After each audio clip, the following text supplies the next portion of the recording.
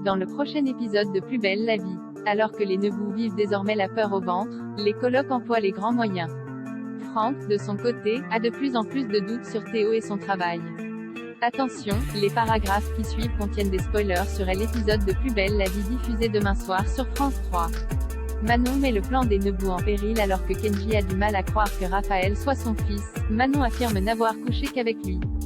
Patrick explique au chef de gang qu'il a désormais la responsabilité de rester en vie et lui suggère de se planquer le temps que la police arrête Ryan. Mais Kenji rétorque qu'il peut très bien gérer la situation seul. De retour chez eux, Patrick rassure Manon.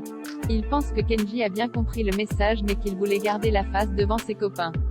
Alors que Manon part se coucher, Patrick reçoit une convocation du procureur. Le lendemain, Patrick se rend au commissariat. Revel lui annonce que Anaol l'a identifié comme le chauffeur du Go Fast. Même si Patrick nie en bloc, Revel décide de le garder jusqu'à ce qu'il parle.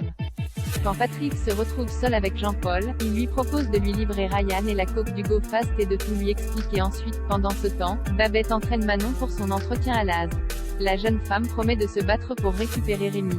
Mais pendant l'entretien, lorsqu'on lui pose des questions sur de possibles addictions à la drogue ou à l'alcool, Manon se braque. Elle accuse l'assistante sociale de l'avoir cataloguée, puis l'insulte avant de partir. Franck découvre le mensonge de Théo après leur dispute de la veille. Franck et Delphine se réconcilient. Franck reçoit un appel de Blanche, l'informant que Noé a découché et qu'il n'est pas au lycée. Franck essaye alors de joindre son fils, en vain. Alors qu'il s'apprête à prévenir la police, Noé débarque en compagnie de Théo, avouant qu'ils sont sortis toute la nuit.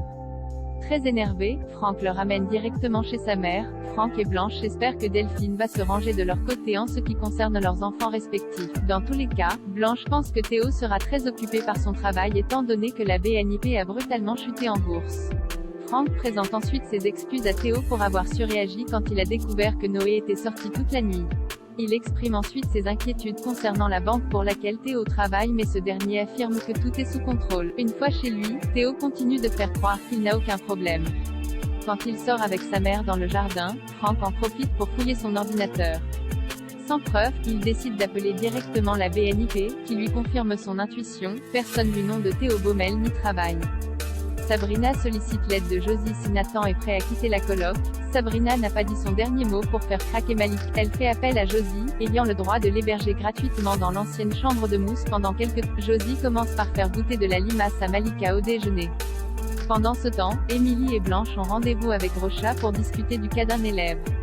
Mais elle remarque que le proviseur ne va pas très bien. Celui-ci prend aussitôt un peu de magnésium, comme Malika lui conseille souvent. Il accepte également de prendre son après-midi pour se reposer. À la coloc, Josie pique des vêtements et du maquillage à Malika.